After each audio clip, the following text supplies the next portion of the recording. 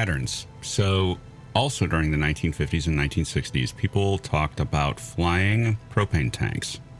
And these look suspiciously like the 2004 Nimitz Tic Tac, and that we just culturally call it a Tic Tac today, when back then they would have equated it to a propane tank. Yeah. Or a septic tank.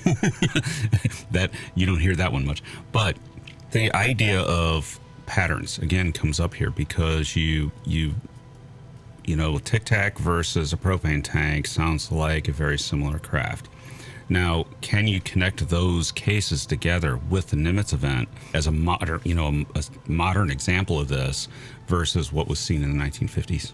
Well, I think you're right. There was a whole plethora of cylindrical shaped objects, and yeah, flying propane tanks were relatively common. Yeah, I think we may be victims of terminology here, because what Commander David Fravor described was something that was about the size of a Hawker Harrier, which was about 46 feet long, and it looked like a very large version of the Tic Tac, it looks like a very white propane tank with no flight surfaces, no acceleration, no obvious propulsion mechanism. And this thing, it's now a world class, probably the best known UFO case in the world now. But this thing, just like the RB-47 case back in the 1950s, was detected by multiple F-18 pilots off the USS Nimitz. And it was also detected by forward-looking infrared technology on the F-18s, as well as the USS Princeton had state-of-the-art Aegis radar systems that were also detecting these. And by the way, these objects were coming in on ballistic missile trajectories, coming in at 80,000 feet, being tracked day after day after day by the USS Princeton. And finally, they vectored these F-18s over to investigate, probably on day 4 or 5. I'm not sure exactly which day it was, but bottom line was that the Commander Fravor's F-18 that went down to engage with this Tic Tac object was left basically flat, because this thing accelerated from a stationary position close to not that far from the water, to a position that was over 20 miles away, and within a couple of seconds. And then a subsequent F-18 that was launched and vectored in did manage to capture some forward-looking infrared data on this Tic Tac. So the performance of this thing was pretty mind-blowing, and it did happen to be one of the first cases that the OSAP program investigated, because just as I was gearing up for hiring a whole bunch of people for the OSAP program back in November of 2008, a guy walked into my office interviewing for the program manager position, and this guy was a retired lieutenant colonel who, at the end of the interview, he told me that he was part of the F-18 group that was flying off the USS Nimitz in 2004, and he was part of this Tic Tac case. So the OSAP program were sort of in this position back in November of 2008, where we were essentially one of the few dozen people on the planet who knew about this case.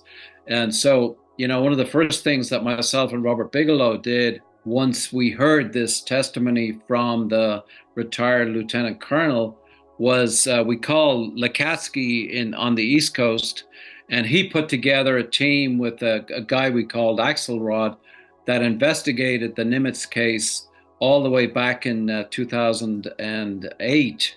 Late 2008 and going into 2009, a report of this case was submitted to the Defense Intelligence Agency as part of the OSAP contract in July of 2009. And sort of 8 years later, the New York Times broke the story, and the case became global. But for that few years, there was probably only a few dozen people who knew about this case. And just like the RB-47 case, I think it's one of these sort of stellar cases with top quality, highly trained observers, in addition to multiple separate sensor systems that were able to triangulate the UFO performance. How could these things be working to produce the effect that was seen by Fravor and other pilots, and quite a number of people from the Nimitz have come out now, that might explain how these things operate? I mean, can we, through DIRDs and things like that, can we try to envision how these things are working based on their flight characteristics? Well, one of the things that we were attempting to do with the OSAP program was what we call project physics. And actually, project physics is the sort of the guts, the heart and soul of this book, Initial Revelations. But project physics essentially contracted with 37, 38 separate people who were out in the private sector or who were working for major aerospace corporations or research institutes, universities. And the object of this thing was to essentially forecast 50 years from where we are now, or actually 50 years from where we were back in 2008, and project into the future about what technology would look like, 50 years from now, and keep it in the sane arena rather than sort of intense speculation. So Project Physics gathered all of these defense, which were eventually published as defense intelligence research documents. And they investigated things like hypersonic performance. They investigated things, what would the cockpit of the future look like? Faster than light travel, would wormholes, going through wormholes, would that sort of be a way for aerospace technology to evolve into 40 or 50 years from now?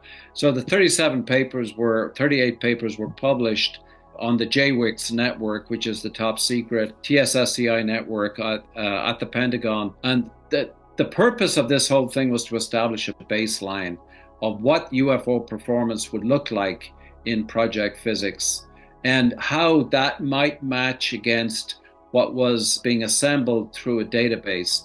Now, like I said, the 27-month period of the OSAP program was pretty truncated compared to what was originally planned to do. And the object of project physics was to see how close the delta was between what could be envisioned 40, 50 years out by the brightest minds and the best of the best versus what could be observed with the UFO performance. And the sort of 6 observables of UFO performance were sort of gleaned from the databases was the instantaneous apparent accelerations, 90-degree turns, hypersonic velocities that really almost never produce signatures. So, I mean, these were without signatures, low observability and the ability to cloak what looked like UFOs disappearing. Transmedium travel has become the buzzword in the last 3 or 4 years, and the ability of an object to come out of the water and go through the air and then move into low Earth orbit. And also what looked like some kind of positive lift, the ability to, which involved transmedium travel also. So these observables were basically documented in the databases, and Project Physics was attempting to provide the least possible delta between what was envisaged with the best of the best in terms of technology versus UFO performance. So if the OSAP program had been allowed to continue beyond the 27 months and maybe into 5 years and 10 years, we could have got an answer in terms of closing that gap between the observables versus what these projections look like. But even as standalone topics and white papers, these 38 papers got an enormous amount of positive feedback when they were published on the JWICS network. And they got less of an enthusiastic reception when they were published out in the public, because a lot of people thought they were just kind of, blue sky stuff that really had no basis, but they were actually carefully thought out.